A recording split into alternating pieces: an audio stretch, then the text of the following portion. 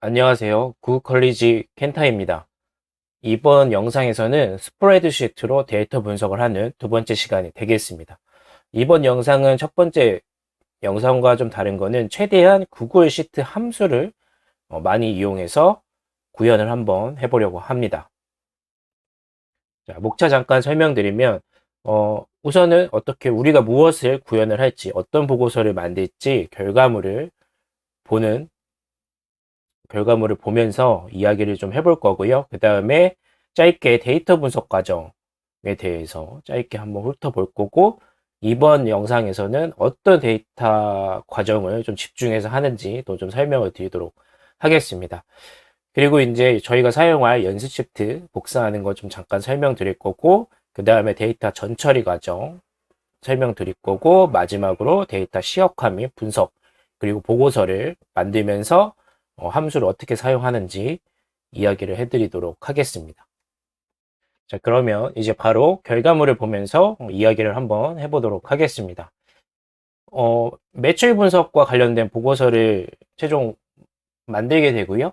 뭐 이렇게 보면은 그 매출 2022년에 거래한 총 비용과 수익 이걸 한번 뽑아보고요. 그리고 매출을 일으킨 파트너들 관련된 정보도 좀 꼽아봅니다. 그리고 파트너별 종합 분석해가지고 파트너별로 뭐 수익과 비용이 얼마만큼 나왔는지도 좀 분석을 한번 해볼 거고요. 그리고 이렇게 회사를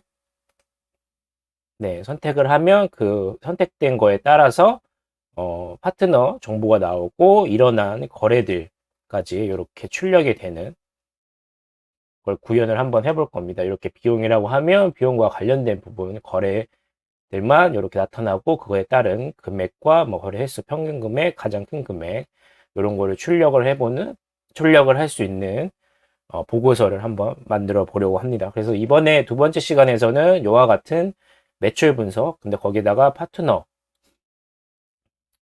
합쳐져서 분석이 되는 거고 보고서를 만들게 되는 거고, 그리고 이제 클릭한 거에 따른 어떤 거래 명세서들을 또 뽑아볼 수 있게, 거래 명세를 뽑아볼 수 있게 구현을 한번 해보도록 하겠습니다. 요번 그 연습에서는 좀 특이한 건 뭐냐면, 첫 번째 시간에서는 시트 하나, 구글 시트 파일 하나에서 다 보고서를 만들었는데, 이번에는 하나가 아니라 두 개의 시트 파일을 이용을 해서 보고서를 만들 겁니다. 첫 번째는 회계 정보가 들어있는 파일이 있고요. 여기에는 2022년에 1월부터 5월까지 시트별로 회계 정보가 담겨져 있습니다. 그리고 두 번째는 파트너 파일이 있는데, 이곳에서는 뭐 수익과 비용이 발생한 파트너 정보를 담고 있는 파일입니다. 그래서 두 개의 파일들로부터 데이터를 요 보고서 시트 파일이라는 곳에 가져와서 여기에서 그 최종적으로 매출 분석과 관련된 보고서 시트를 만들게 됩니다. 그래서 두 개의 파일을 이용을 한다라는 거 좀 기억을 해 두시면 좋을 것 같습니다. 그래서 파일을 좀 살펴보면은 이렇게 회계 정보 파일에는 뭐 1월부터 5월까지 시트별로 거래, 매출과 뭐 수익과 비용에 관련된 정보들이 저장되어 있고요. 이렇게 하나의 거래는 날짜, 수익, 비용, 세부 유형, 금액, 기관, 포인트로 이루어져 있습니다. 요거는 뭐 포인트는 거래가 일어날 때마다 포인트를 할당을 해주는 뭐 그런 개념이고요. 자, 두 번째 파일에는 파트너는 이렇게 파트너에 관련된 정보를 담겨져 있는 파일이 있습니다. 그래서 총 이렇게 두 개의 파일들로부터 정보를 가져와서 요 보고서 시트 파일에 요와 같은 보고서 시트를, 데이터 분석 시트를 최종적으로 만들어 보는 게 이번 시간에 할 일이 되겠습니다. 자, 짧게 첫 번째 시간에 또 데이터 분석 과정에 대해서 좀 다뤄봤었는데, 이번에도 좀 짧게 다뤄보도록 하겠습니다. 총 세 가지 과정을 거치게 됩니다.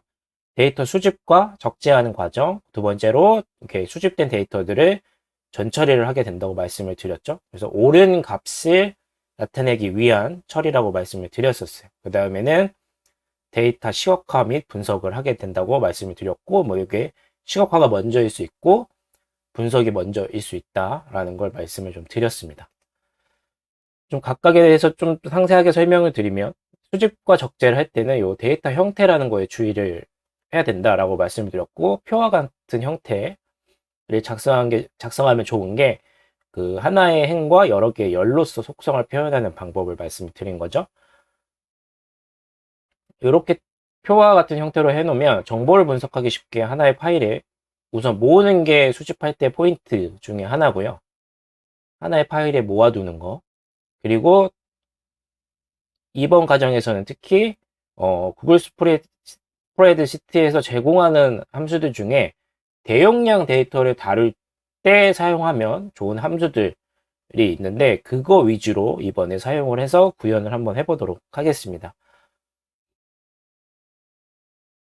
그 다음으로 데이터 전처리 과정은 뭐 수집된 데이터를 분석하기 이전에 데이터들이 올바른 값을 가지고 있는지 처리하는 과정이 되겠죠. 예를 들면은 뭐 비어 있다거나 공백 체크하거나 저희 첫 번째 시간에 다뤘던 것들입니다. 그래서 이번 과정에서는 하진 않을 거예요. 네, 데이터들이 다 올바르게 적재되어 있다는 가정 하에 요거를 좀 뛰어넘도록 하겠습니다. 그 다음에는 마지막으로 하는 거는 뭐 시각화 및 분석인데,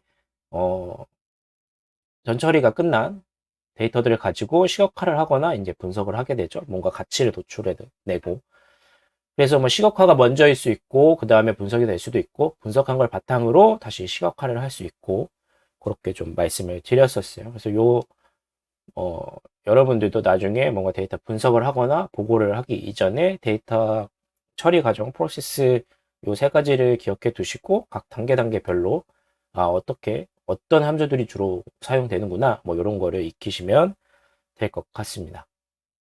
자, 저희가 이제 그 결과물도 받고 데이터 처리 과정에 대해서 좀 훑어봤으니까 이제 본격적으로 스프레드시트를 구현을 한번 해보도록 하겠습니다. 자, 그렇게 하기 위해선 저희가 이제 연습 시트 4번을 다 만들어야 되겠죠? 총 두 가지 파일에 대한 4번을 만드셔야 돼요.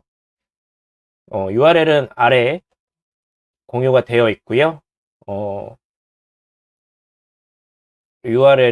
공유된 URL을 그 로그인 하신 후에 브라우저에 이제 붙여 넣으시면 이와 같은 화면이 나타나게 되고요. 파일 4번 만들기를 클릭하셔서 본인의 구글 드라이브에 4번을 만드시면 되겠습니다. 이번엔 총 2개 파트너 연습 파일하고 회계 정보 연습 파일 2개의 4번을 다 만드셔야 되고요. 그 다음에 4번을 다 만드셨으면 최종적으로 저희가 이제 보고서 시트가 들어갈 보고서 파일을 만드시고 연습을 해보시면 되겠습니다. 보고서에서 파일을 다 만드셨으면 보고서 새 파일 만들기 해서 스프레드시트를 새로 만들어 주시면 됩니다. 그 다음에 어떻게 할 거냐면 다른 파일에서 데이터를 가져올 겁니다. 그러니까 회계정보 파일에서 회계에 관련된 월 단위와 관련된 시트 정보를 보고서 파일에 가져오도록 하겠습니다. 자, 시트로 바로 넘어가면은 이렇게 이제 보고서 파일을 새로 만들어 주시고, 여러분은 다 공백이겠죠? 그리고 이렇게 시트 이름을 더블 클릭 하셔가지고 이와 같은 식으로 변경을 해주시면 되겠습니다. 저는 뭐 영어랑 한글을 혼자서 쓰긴 했는데 여러분들이 원하신 거 기억하실 수 있게 시트 이름을 이렇게 변경을 해주십니다. 다른 스프레드시트 파일에서 그 정보를 가져올 때는 어떤 함수를 쓰냐면 여기 나와 있지만 import range라고 하는 함수를 씁니다. 자, A1에 그 시트를 하나 만드시고 시트 이름도 변경했으면 A1에다가 import range 함수를 써주는데, import range 함수를 쓸 때 총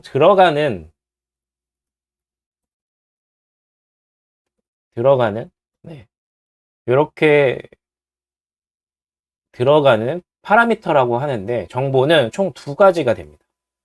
첫 번째는 스프레드시트 URL. 저희가 데이터를 가지고 올 스프레드시트 파일의 주소 URL이 되겠고, 범위 문자열은 저희가 가지고 올 시트에서의 셀의 주소라든지 셀의 범위를 말을 합니다. 실제 저희가 가지고 올 거를 예로 좀 들어보면,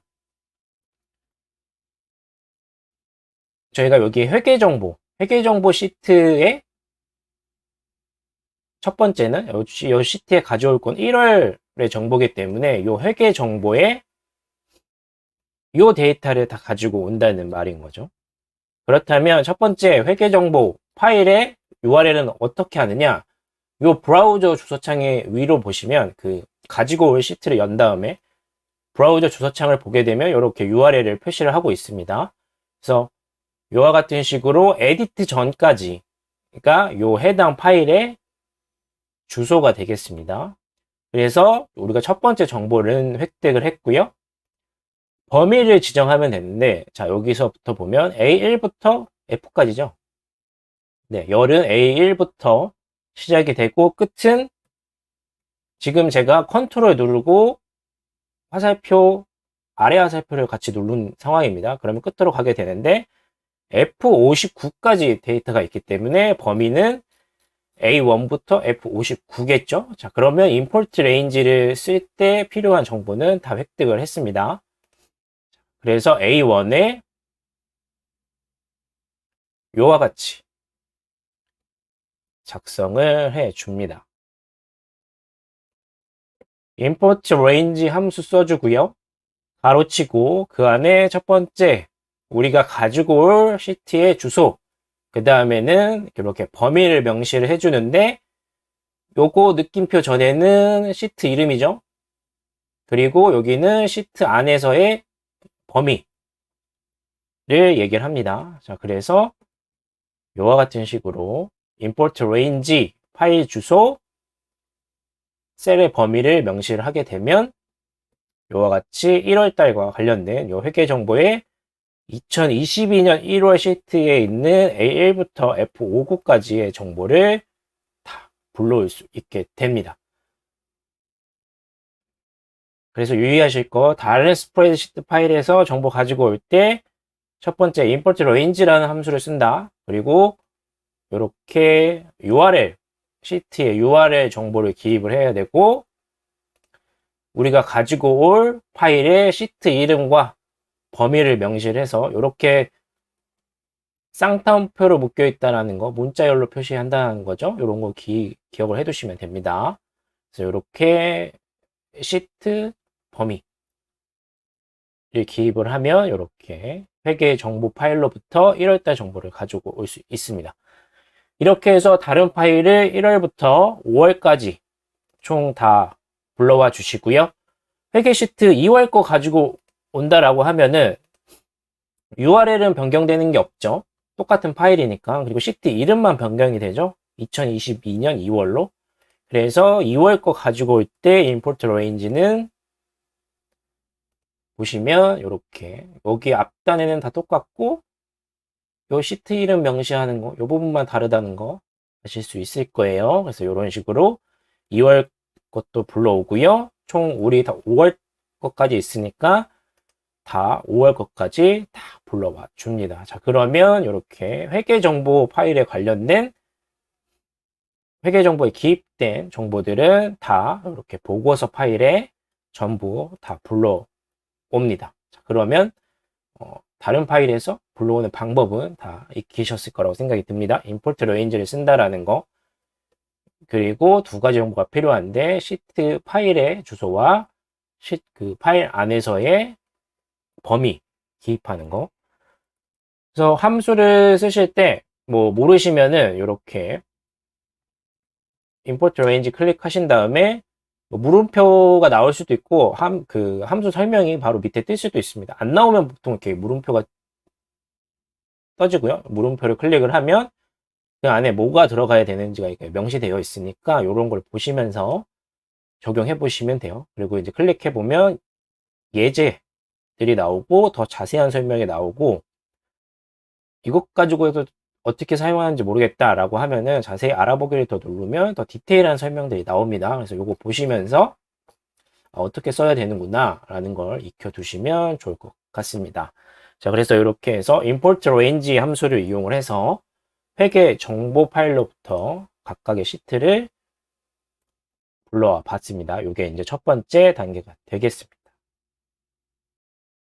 이렇게 회계 정보로부터 5개의 시트를 만들어서 불러왔습니다. 그 다음에 이제 뭐를 할 거냐면 요 5개의 데이터 파일을 하나의 시트에 다 합칠 거예요. 그래서 무슨 뜻이냐면 이렇게 1월달 정보가 기입이 되면 여기 이후에 2월달 거 바로 붙이고 그 다음에 3월달 거 바로 붙이고 4월달, 5월달 이렇게 쭉 1월부터 5월까지 데이터가 하나의 시트에 다 들어갈 수 있게 그렇게 한번 작업을 해보도록 하겠습니다.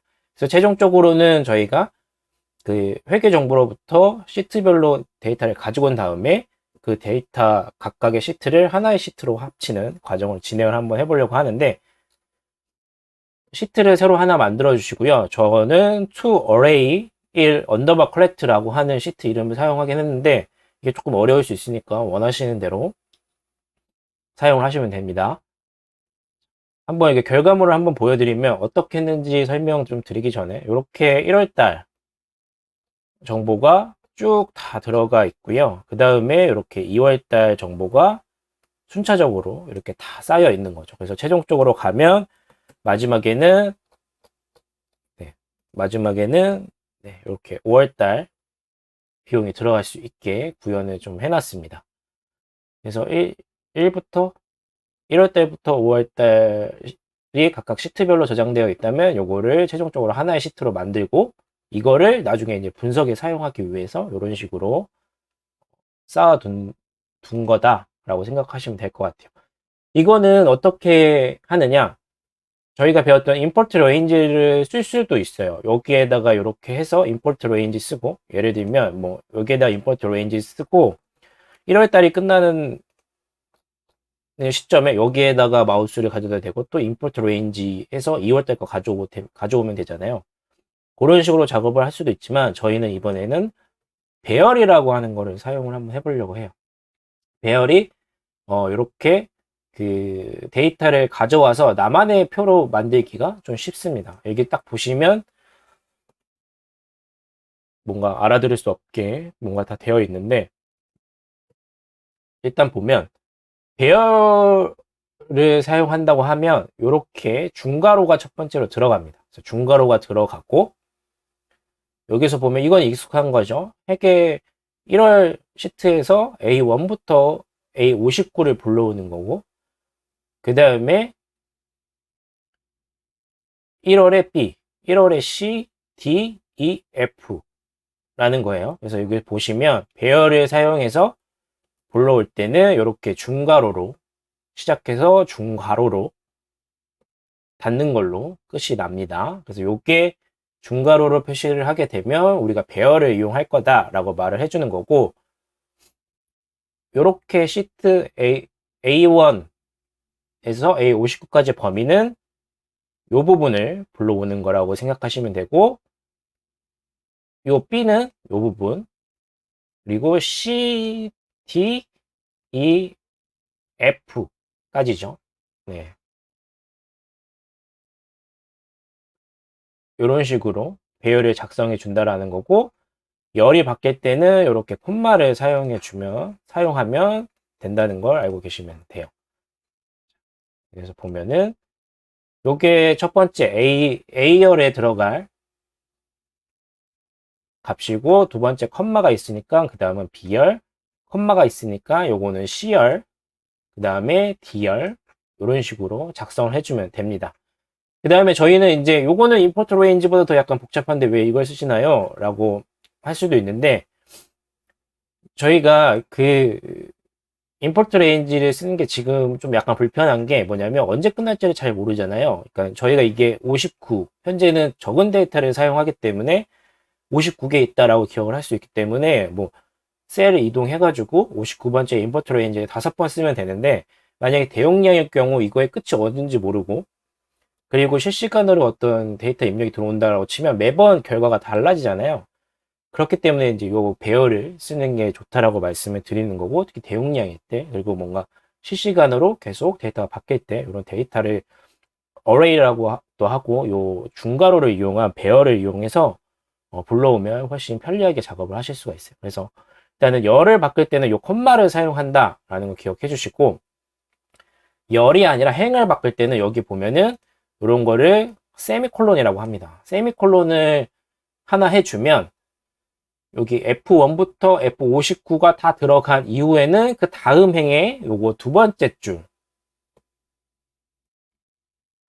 요거 두 번째 줄에 명시된 범위가 데이터로 들어가게 되죠. 그래서 즉 요거는 1월 달이 첫 번째 줄이 아니라 첫 번째로 다 들어가고,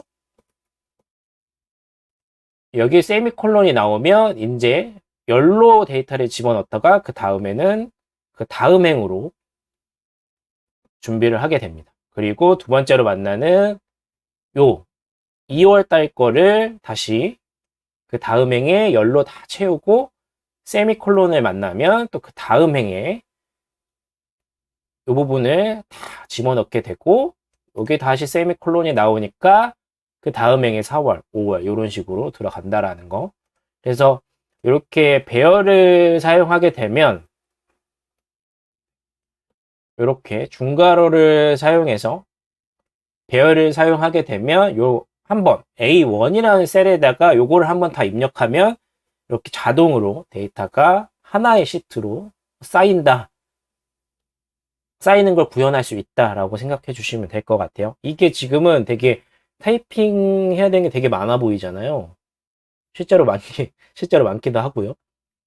근데 나중에 이제 스프레드시트를 사용하시다 보면은 이렇게 마우스를 많이 움직여서 사용하는 것보다는 그 하나의 텍스트 같은 거, 그리고 함수, 이렇게 텍스트를 사용해서 함수를 사용해서 구현하시는 게 변경하는 것도 사실 좀 쉽고, 그래서 조금 더 나으실 거라 생각합니다. 특히 그리고 이제 배열 같은 경우는 우리가 이제 분석을 하기 위한 표를 만들 때 열이 이리저리 좀 조합을 하게 되는데, 그때 되게 강력하고요.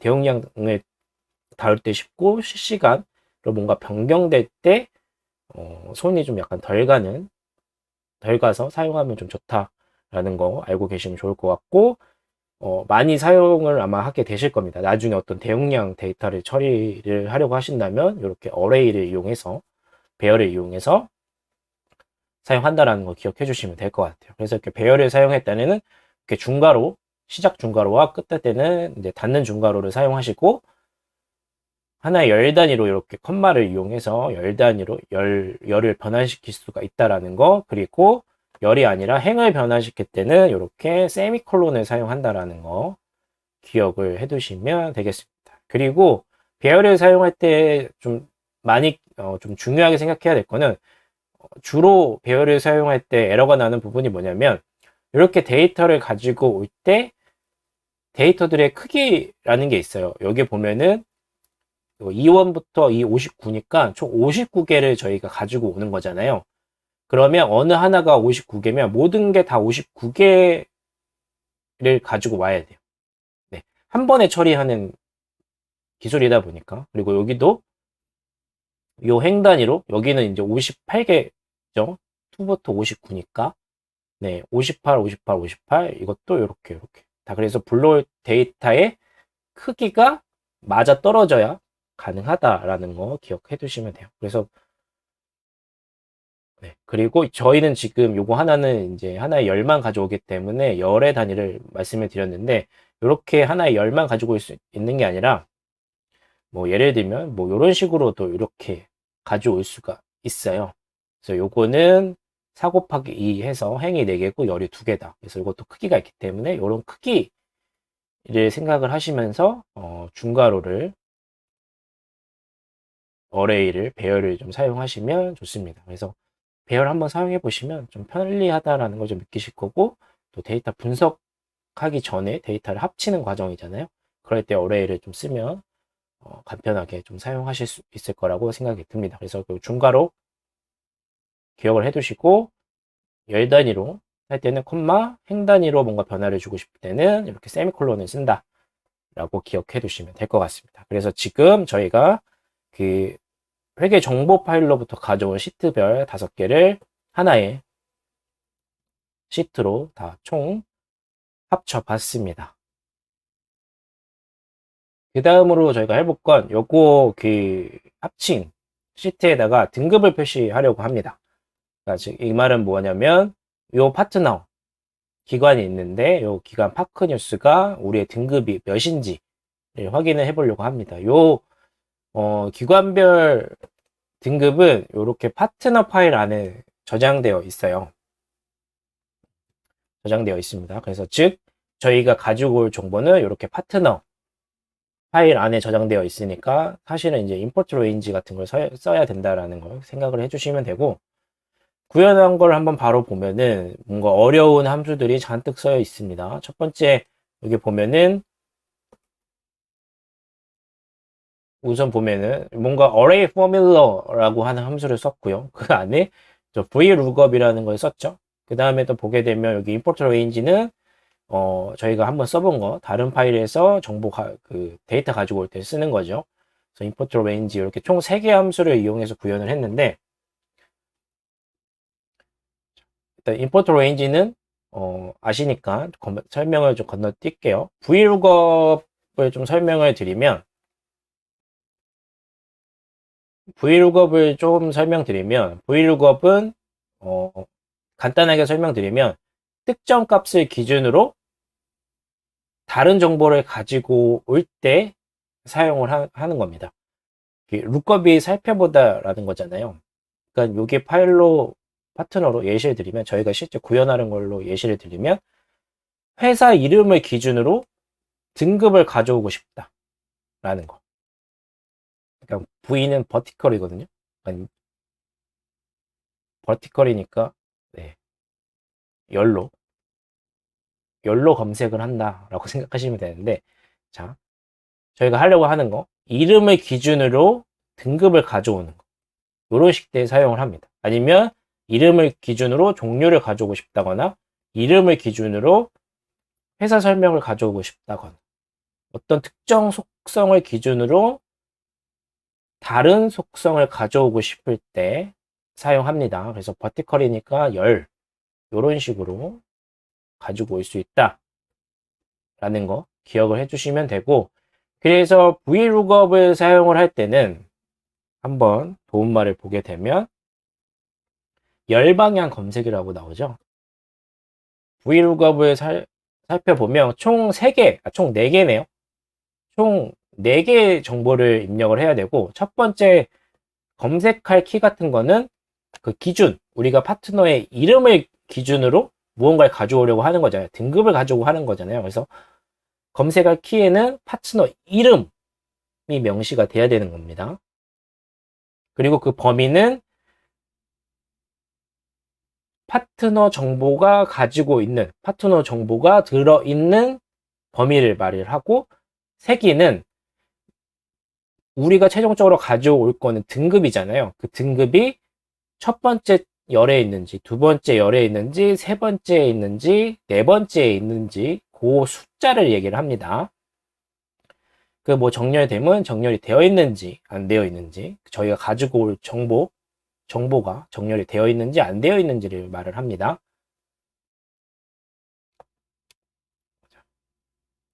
그래서 여기, 함수 설명을 읽어보시면 좀 더 이해를 할 거예요. 그래서 여기 예를 든 게 1003A라는 그 키를 가지고 A2부터 B26 범위에서 두 번째 열에 있는 거를 정보를 가져옵니다 라는 걸 뜻하고요.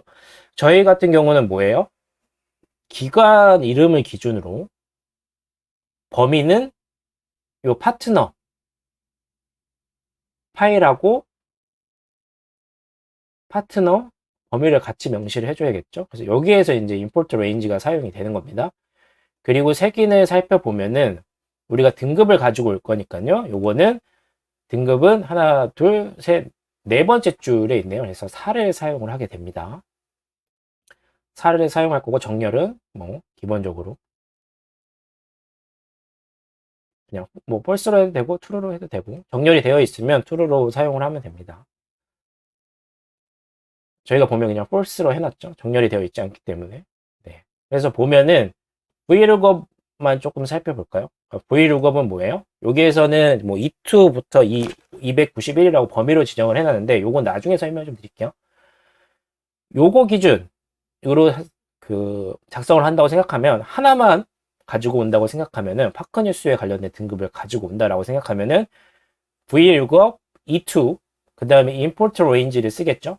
import range를 써서 다른 파일이기 때문에 import range를 쓰고 파트너의 파트너 시트에 AL부터 G6까지를 범위로 다 지정을 해줍니다. 그리고 세기는 네 번째 줄에 있기 때문에 4라고 입력을 하고요. 여기 이렇게 4라고 입력이 됐죠. 범위 입력됐고 색임 입력됐고 정렬된 false로 지정을 해줍니다. 자, 이렇게 VLOOKUP 저희 현재 291까지 있는데 연습 한번 해보실 분은 요거 없애고 그냥 VLOOKUP 어레이 포뮬러 하지 마시고 VLOOKUP E2 import range 그대로 사용하시고 적용을 하시면 이렇게 등급이 보통이 표시가 될 거예요. 그래서 이렇게 하나의 단어, 하나의 셀로만 사용하려면 VLOOKUP을 그냥 E2 이런 식으로 표시를 해주시면 되는데 저희가 할 건 뭐냐면 저희가 요거 하나 구해서 뭐 이런 식으로 쫙 긁어서 할 수도 있어요. 하지만 이게 범위가 언제까지인 줄 알고 그걸 다 하겠습니까? 되게 불편하잖아요. 마우스를 쓴다라는 건. 그래서 뭐냐면 어떤 식을 적용할 때 대용량을 한 번에 처리할 수 있는 방법이 있는데 그게 어레이 포뮬러라고 하는 함수입니다. 이게 어레이 포뮬러를 뭐 배열 수식이라고도 하는데 저희 요거 만들 때 애초에 A부터 F까지 만들 때 배열을 이용해서 가지고 왔잖아요. 그래서 배열 수식이라고 하는 건 어레이 포뮬러는 뭐냐면 수식을 배열로 어떤 범위 단위로 적용을 하고 싶을 때 사용을 하는 함수입니다. 그러니까 이렇게 기억을 해두시면 돼요. 어레이 포뮬러는 수식의 대상이 범위다 라고 기억을 해두시면 됩니다.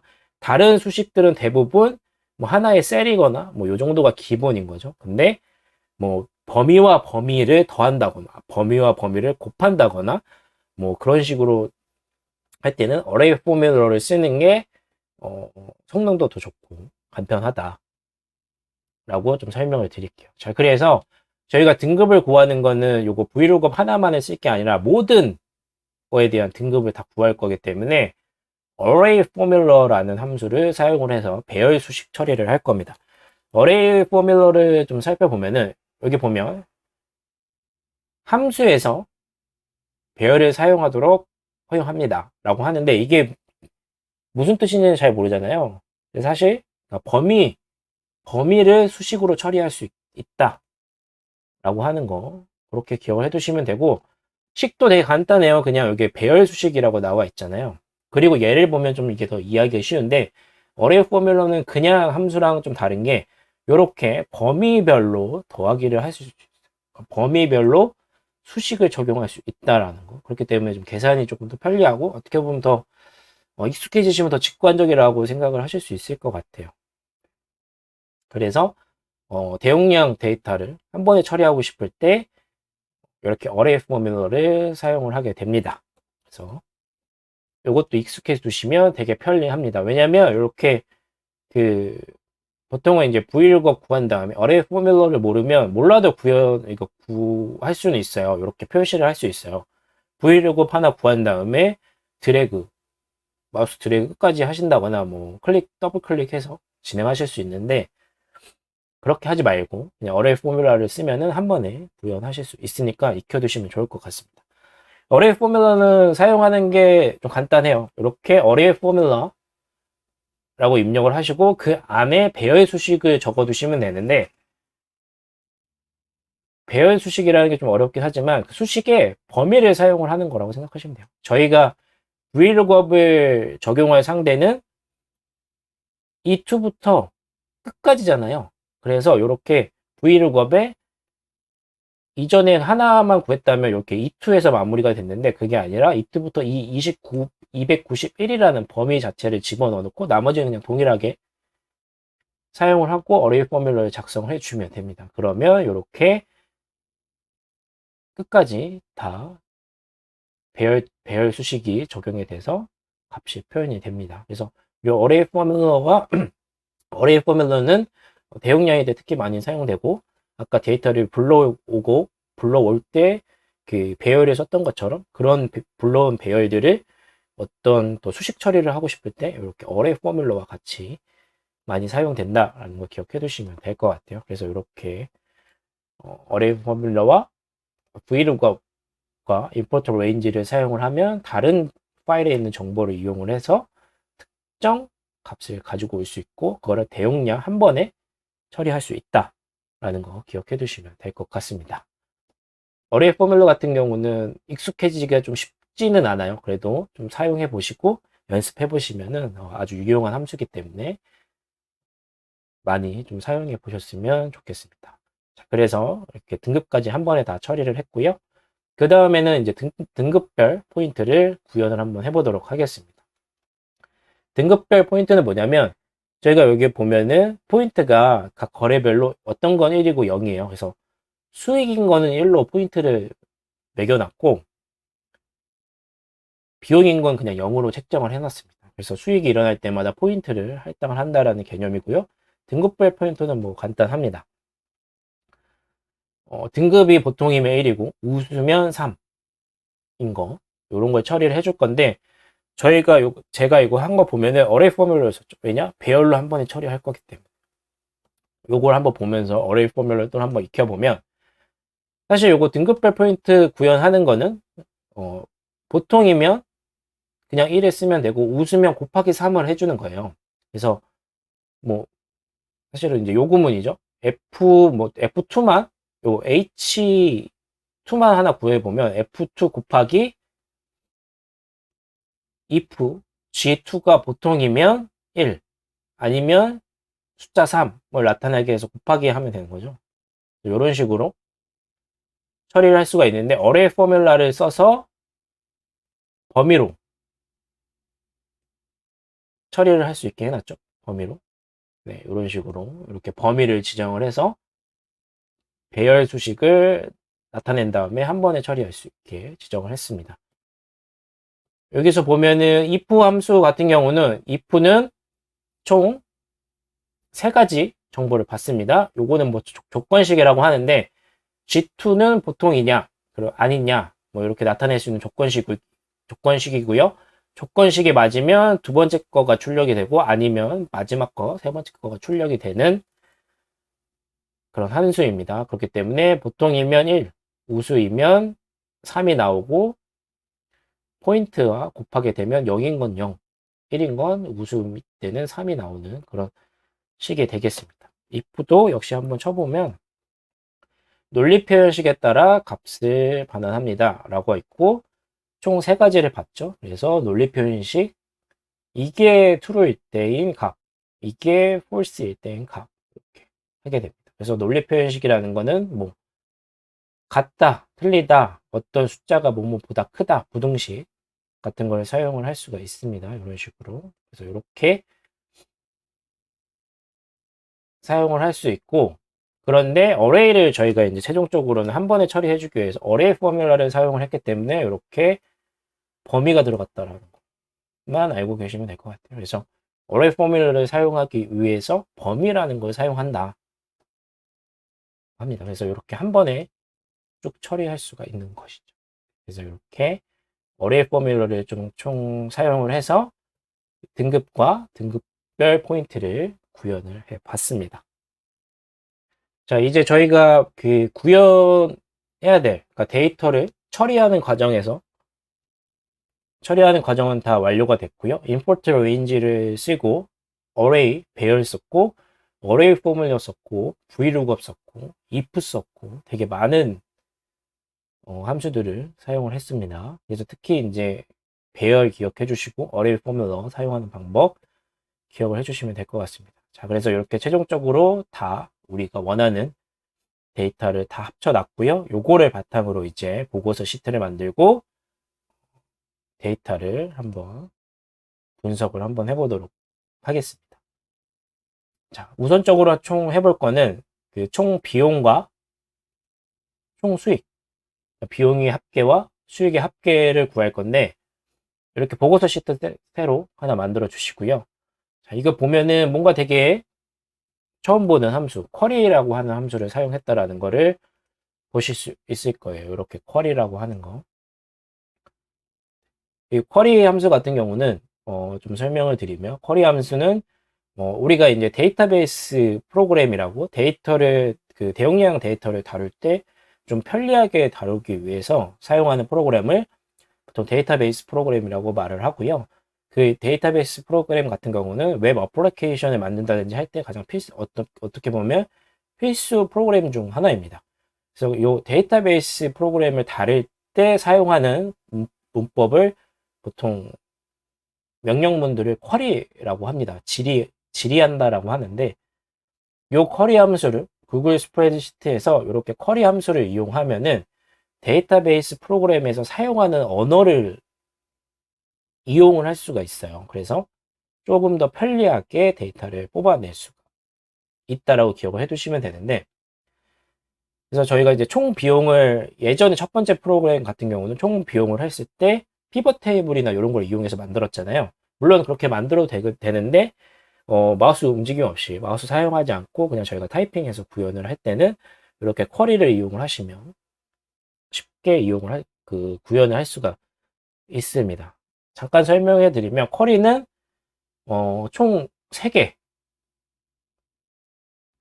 정보가 필요하고요. 우선은 우리가 쿼리를 질의를 할 범위를 명시를 해주고요. 그 다음에 실행할 질의어, 그리고 머리행이 몇 개 있는지 여부입니다. 저희는 뭐 맨 위에 하나 있을까 1을 표시를 했고요. 그래서 이 쿼리 함수를 사용하기 위해서는 뭐 범위 지정하는 것과 머리글이 몇 개 있는지를 지정하는 건 사실 되게 쉬운데, 요 가운데 있는 질의어를 완성하는 게 조금 어려워요. 요게 이제 그 프로그래머들이 데이터베이스 프로그램 다룰 때, 흔히 뭐 DBMS라고 하는 걸 다룰 때 데이터를 뽑아낼 때 사용하는 언어이거든요. SQL이라고 하는 질의어인데, 질의어를 사용해서 명령문을 완성하는 건데, 요 부분이 이제 처음 하시는 분은 되게 어렵죠. 그래서 요거를 잠깐 그 내용이 어떤 내용인지 잠깐 설명을 드리고 다시 돌아와서 마저 구현을 한번 해보도록 하겠습니다. 그래서 쿼리라고 하는 거에 대해서 좀 알아보도록 하겠습니다. 자, 그래서 쿼리는 되게 어렵죠. SQL에서 사실 이게 DBMS에서 사용하는 데이터 질의 명령인데, 이제 질의가 뭐 물어보는 거잖아요. 그래서 물어보는 명령인데 그거를 타이핑을 해서 작성한다라고 생각하시면 될 것 같아요. 그래서 이렇게 데이터베이스라고 하는 대단히 데이터를 다닐 때 사용하는 프로그램이고, 사용할 때 활용하는 언어입니다. 그러니까 뭐 예를 들면 검색, 삭제, 추가 뭐 이런 것들을 할 때 작성하는 언어라고 생각하시면 돼요. 그래서 구글 스프레드시트에서는 쿼리를 사용해서 대용량 데이터를 사용하면 검색하면 좀 실행 시간이 단축이 된다라는 이점이 있습니다. 그리고 이렇게 쿼리를 사용하지 않으면 보통 피벗 테이블을 이용을 하게 되는데, 피벗 테이블은 마우스로 다 하는 거기 때문에 좀 살짝 귀찮기도 하죠. 그래서 이렇게 쿼리라는 것도 한번 시도를 해보시면 좀 좋을 것 같습니다. 쿼리는 아까 설명드렸듯이 총 3개인데, 첫 번째는 범위고, 저희는 이제 범위는 어느 정도 다 할 줄 알고, 마지막에는 헤더가 있는지, 머리글 행이 있는지, 그리고 가운데가 이제 SQL 뮨이라고 해서 아까 보셨듯이 어떤 뭐 명령문들을 작성을 해야 되는데, 보통 이제 SQL 질의어라고 하면은 뭐 select, where, order by 뭐 이런 거 등등을 나타냅니다. 저희가 가장 어려운 건 이 부분이죠. 요거는 뭐 어떻게든 할 수 있겠는데, 그래서 자주 사용하는 것들에 대해서 좀 설명을 드리도록 할게요. 가장 많이 사용하는 거, 저희는 뭔가 범위를 데이터를 뽑아오는 거기 때문에 데이터를 보고 싶을 때는 select라는 예약어를 사용합니다. 질의어라고도 하고요. 질의어를 사용합니다. 그래서 select하고 요거 별 표시예요. select하고 별 표시를 하게 되면 요 쿼리에서 지정한 범위의 모든 값을 다 가지고 와서 보여줍니다. 그 다음으로는 그 사용 방법을 좀 설명을 드리는 거예요. select A, B 하면 지정된 범위에서 A열과 B열을 가지고 옵니다.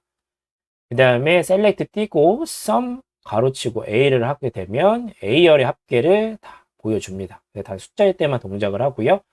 이렇게 sum만 그냥 사용하는 것이 아니라 뭔가 sum 같은 이런 걸 또 함수잖아요. 이게 그냥 이렇게 열을 가지고 오는 게 아니라 함수 같은 걸 사용을 할 때는 이후에 보여드릴 그룹 바이라든지 이런 걸 같이 사용하는 편입니다.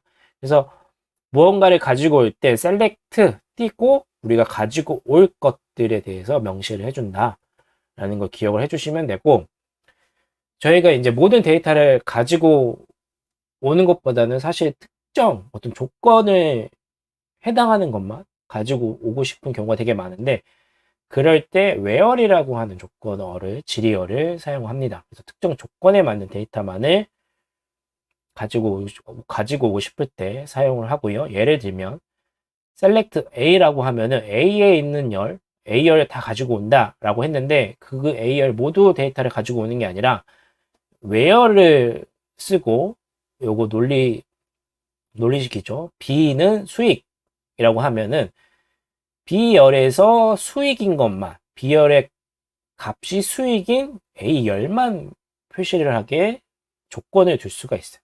그 다음에 B는 비용이라고 하면 B열의 값이 비용인 A 값만 가지고 오게 됩니다. 아니면 이렇게 부등호를 해서 C가 100보다 큰 AB 라고 표시를 할 수가 있고요.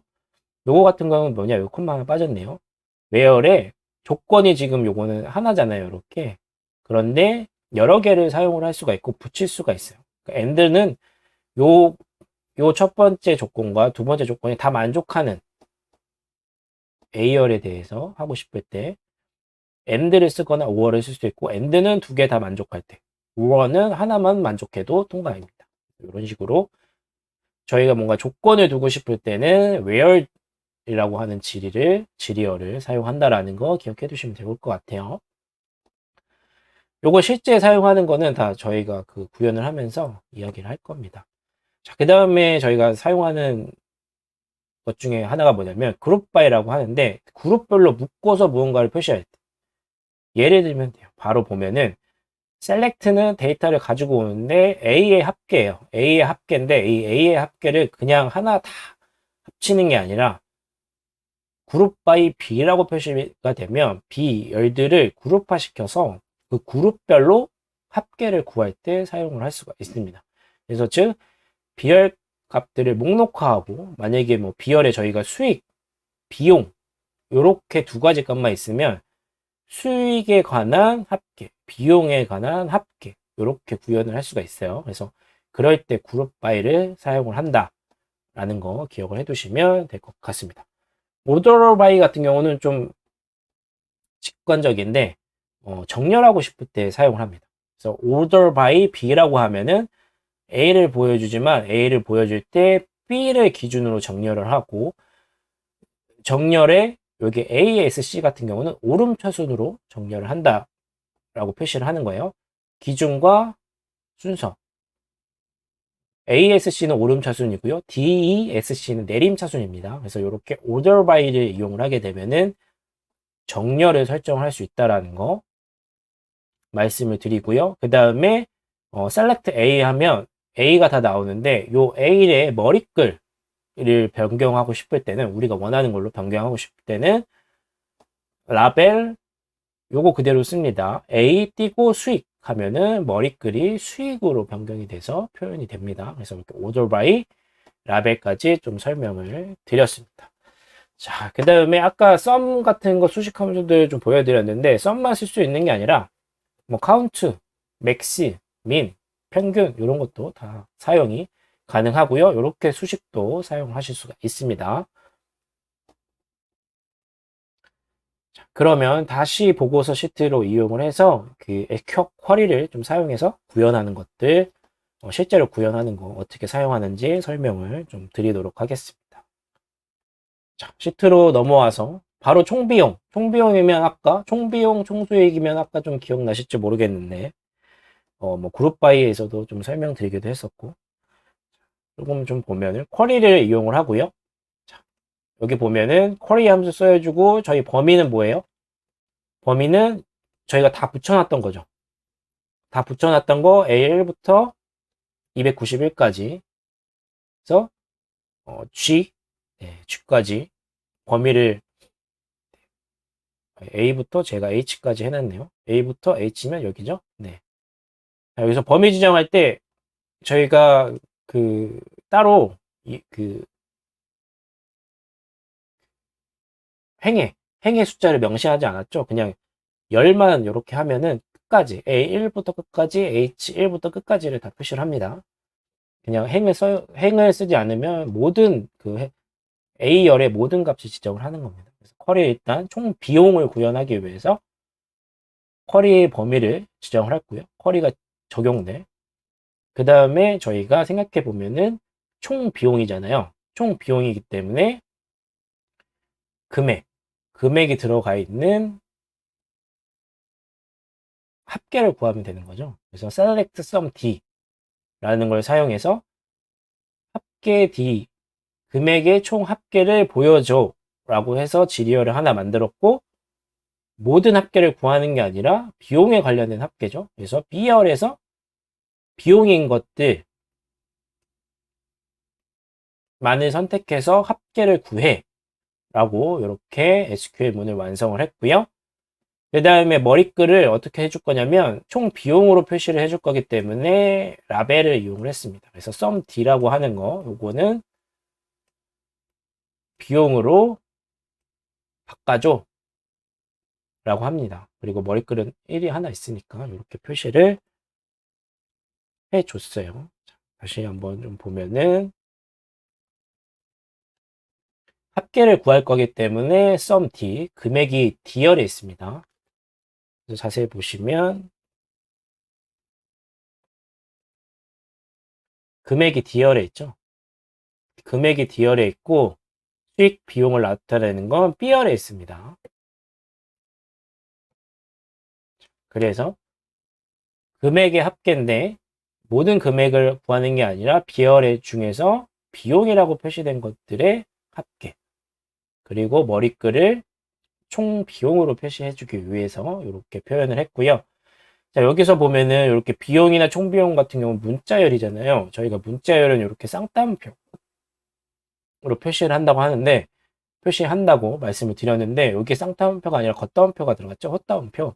이건 왜냐면 이미 쌍따옴표를 한번 썼기 때문에 이거 하나만 이용을 해서 표시를 해주는 겁니다. 그래서 이렇게 select와 where과 라벨을 이용을 해서 피벗 포인트 사용하는 것 없이 이렇게 총 비용을 구현을 했습니다. 총 수익은 간단하겠죠? 총 수익은 여기서 봤으니까 이것만 수익으로 변경을 해주면 총 수익 합계를 구할 수가 있습니다. 그렇죠? 범위 뭐 변하는 거 없고요.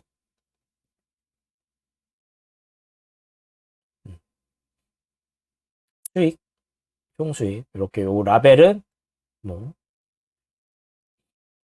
총 수익으로 머리글을 변경해주기 위해서 이렇게 사용을 했고요. 여기에서 지금 이제 B라고 나와 있는데 요거는 제가 이제 끌어다 써가지고 그런 것 같아요. A랑 H로 변경을 하시면 됩니다. 자, 그래서 이렇게 총 비용, 총 수익을 쿼리라는 걸 이용을 해서 피벗 탭을 이용한 것 없이 간단하게 구현했습니다. 자, 그 다음에는 저희가 거래한 파트너 수를 구할 건데 요거는 뭐 간단하죠. 요거 파트너 수 구하면 되죠. 근데 요거는 파트너 정보니까 어디에서 구할 거냐면 자, 여기 보면은 파트너들이 파트너 정보가 관련된 기입이 된 건 2열에 기입이 돼 있거든요. 그래서 이 2열에서 유니크한 수를 세면 됩니다. 그러니까 이렇게 보면 다 중복된 게 있잖아요. 이렇게 회사 이름으로. 근데 그거 중복된 걸 다 제외하면 실제 거래가 일어났던 회사들만 카운트가 되기 때문에 유니크라고 하는 함수를 이용할 수가 있는데 유니크만 하게 되면은 거래가 일어난 것들을 목록화해서 보여주는 거고 숫자를 세기 위해서는 이렇게 카운트 유니크를 함수를 이용을 해주시면 됩니다. 그래서 카운트 유니크를 하면 유니크한 값들의 수를 세는 게 되겠습니다. 그래서 카운트 유니크를 이용해서 구현을 할 수가 있고요. 파트너 기관들을 생각해 보면 유니크를 이용을 하면 돼요. 이런 식으로 아까 카운터 유니크를 사용했는데 유니크를 이용을 해서 범위를 집어넣으시면 되고 저희가 거래한 것들만 뽑기 위해서 중복된 거를 버리기 위해서 그 다음에 이 트랜스포즈는 뭐냐면 유니크만 한번 해보시면은 이렇게 열로 표시가 되는데 트랜스포즈를 해주면 행과 열을 변경을 해줍니다. 그래서 이렇게 행으로 표출이 될 수 있게 트랜스포즈라는 거를 사용을 해줬습니다. 그 다음에 해볼 건 뭐냐면 종합 분석인데 수익 비용별로 해당 회사가 합계가 얼마인지를 구현을 해낼 겁니다. 이것도 지금 보면 쿼리를 했고요. 즉 우리가 표현을 하고 싶은 거는 기관명과 각 기관에 따른 합계 금액이잖아요. 기관과 합계 금액. 그래서 select 파트너 기관이 있는 건 2고요. 그 다음에 금액이 있는 건 D고 합계니까 sum D인데 우리가 모든 썸을 구하는 게 아니라 수익과 관련된 그렇기 때문에 where를 적용해 줬습니다. 근데 이렇게만 해도 될 것 같은데 그게 아니라 우리가 뭘 해야 되냐면 파트너 별 합계를 구하려고 하는 거잖아요. 그럴 때는 그룹 바이를 사용을 해 주셔야 돼요. 그래서 그룹 바이 2라고 하면 이 열에 있는 모든 값들 중에 값들을 그룹화한 다음에 그거를 합계를 표현을 할 수 있고 합계를 표현을 해줘라 라고 표시를 해 주셔야 됩니다. 그러니까 기관별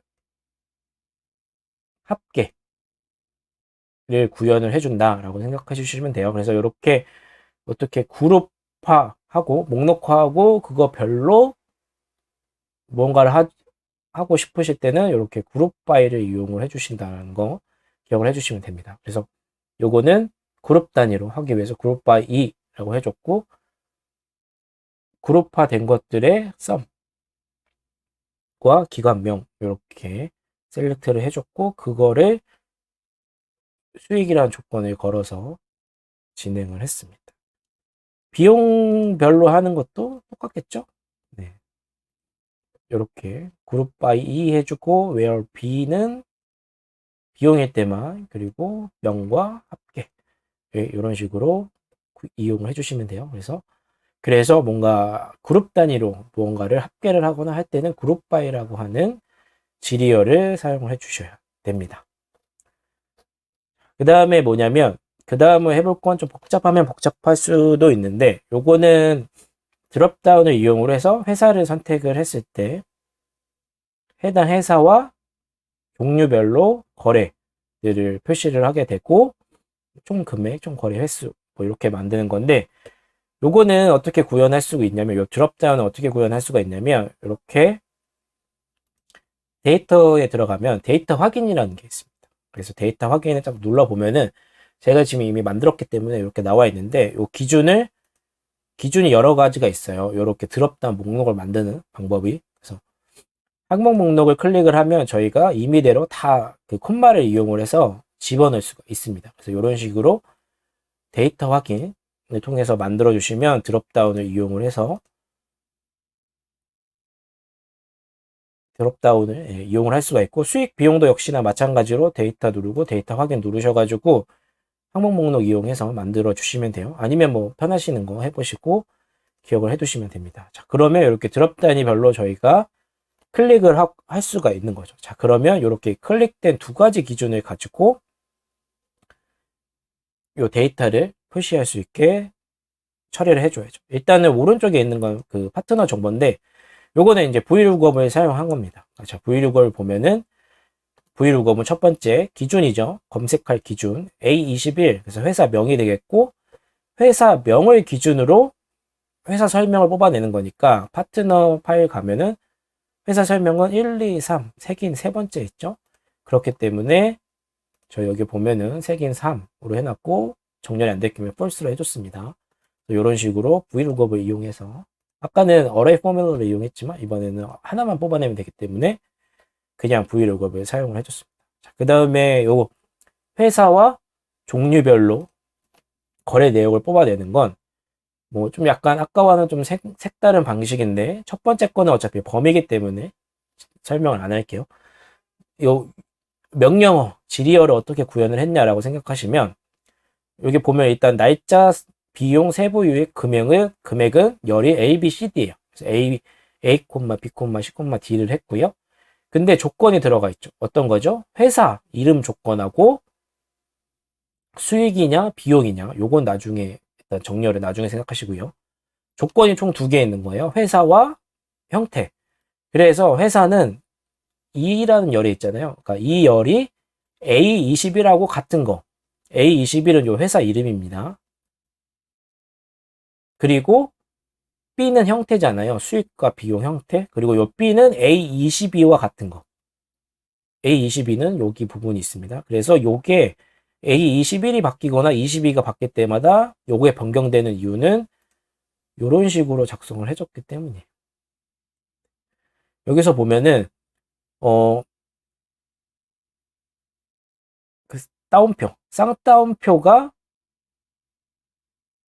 이런 식으로 문자열이 한번 끝나고 요런 식으로 요거 M%라고 해서 총 문자열이 이렇게 끊기잖아요. 이렇게 끊기는 이유는 여기 안에 그 셀 주소, 셀 레퍼런스, 셀 이름을 명시를 하기 위해서 이런 식으로 문자열을 끊어준 거예요. 다시 보면은 A21을 사용하기 때문에 여기 안에 만약에 M%를 없이 그냥 A21을 써줬으면 그 문자 A21이 들어가거든요. 우린 그게 아니라 A21 안에 있는 값을 집어넣기 위해서 셀렉트로 시작해서 이는 헛다운표, 쌍따옴표로 해서 하나의 문자열을 여기에서 마무리 짓고요. 문자열을 붙여줄 때 이렇게 M%를 이용합니다. 그래서 그 다음에 M%를 해주고 A21이라고 셀 주소를 집어넣으면 이 A21에 저장되어 있는 값이 붙게 됩니다.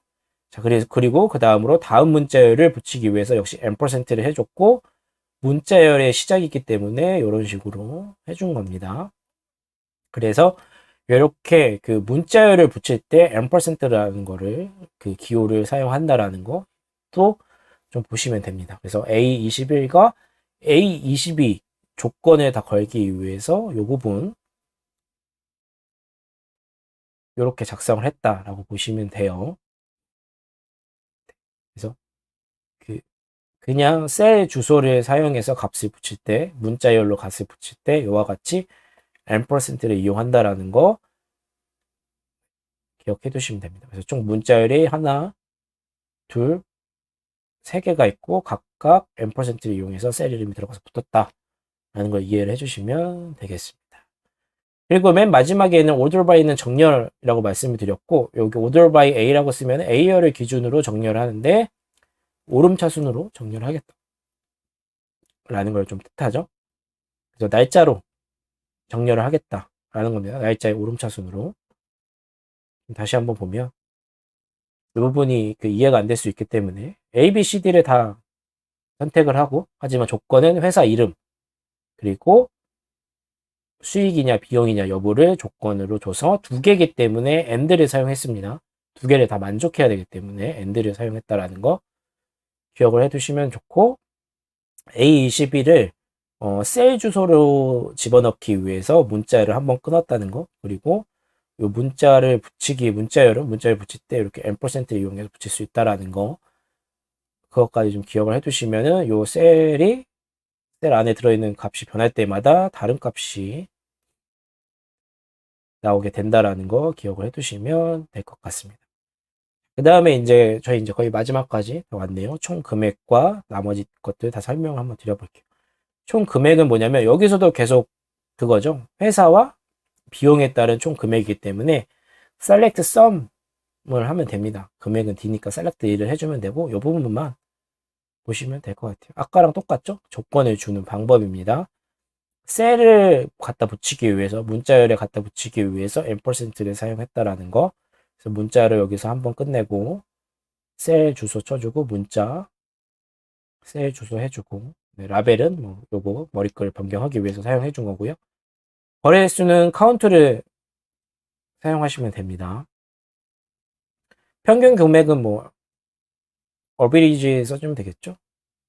AVG 써주고 가장 큰 금액은 맥스를 사용해 주시면 됩니다.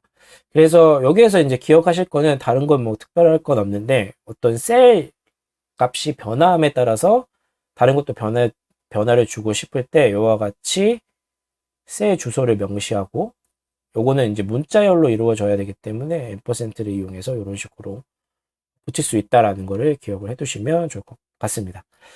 자, 그래서 이렇게 이제 보고서 시트도 다 완성을 했는데 특히 원래 이제 요거 같은 경우는 다 피벗 테이블을 이용해서도 구현하실 수 있어요. 거의 비슷한 기능이라고 생각하시면 사실 될 것 같습니다.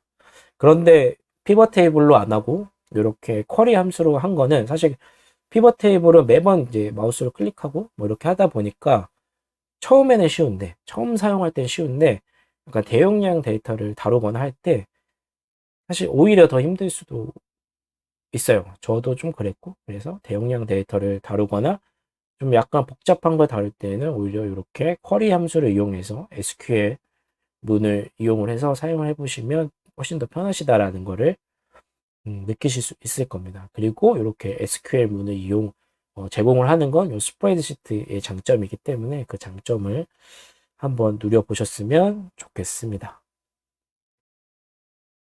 이번 장에서 좀 주요하게 생각해 보시고 좀 많이 사용해 보셨으면 좋겠는 거 정리를 하고 이번 장 마무리하도록 하겠습니다. 다른 파일에서 데이터를 가지고 올 때 import range라는 걸 썼었고 그 데이터를 합칠 때 배열 array라고 하는 중괄호를 사용을 했었고요. 컴마와 세미콜론을 이용을 해서 데이터를 요리조리 불러올 수 있다 설명드렸고 대단히 그 범위별로 뭔가 수식을 한 번에 처리하고 싶을 때 array formula라는 함수를 이용을 했었다라는 거 기억해 주시면 좋을 것 같고요. 그 다음에 데이터를 검색하고 뭔가 뽑아낼 때 쿼리라는 함수를 사용하면 되게 성능이 빠르게 처리할 수 있다 라고 말씀드렸고 이 쿼리 함수를 사용할 때 기억해야 될 SQL 언어 몇 가지를 설명을 드렸어요. select 설명을 드렸었고 where 설명드렸고 group by, order by, 뭐 label 이 정도를 사용하는 거 설명드렸고 그룹에 따른 어떤 합계 구할 때 뭐 sum, max, average 하는 거 사용하는 방법들을 다 설명을 드렸습니다. 제가 지금 설명드린 함수들은 되게 익숙하지 않은 함수들일 거라고 생각이 들어요. 그래서 어느 정도 사용하시는데 좀 많이 사용해 보셔야 조금 더 익숙해지실 것 같고 조금 더 데이터가 많아졌을 때 꼭 사용해 보시면 좋을 것 같습니다. 특히 이제 구글 스프레드시트에서 제공하는 특징적인 함수들이기 때문에 익숙해지시면은 조금 더 스프레드시트를 더 유려하게 사용하실 수 있을 거라고 생각이 듭니다. 낯선 거 익히시느라고 좀 고생 많이 하셨고요. 다들 수고하셨습니다. 구글 컬리지 켄타였습니다.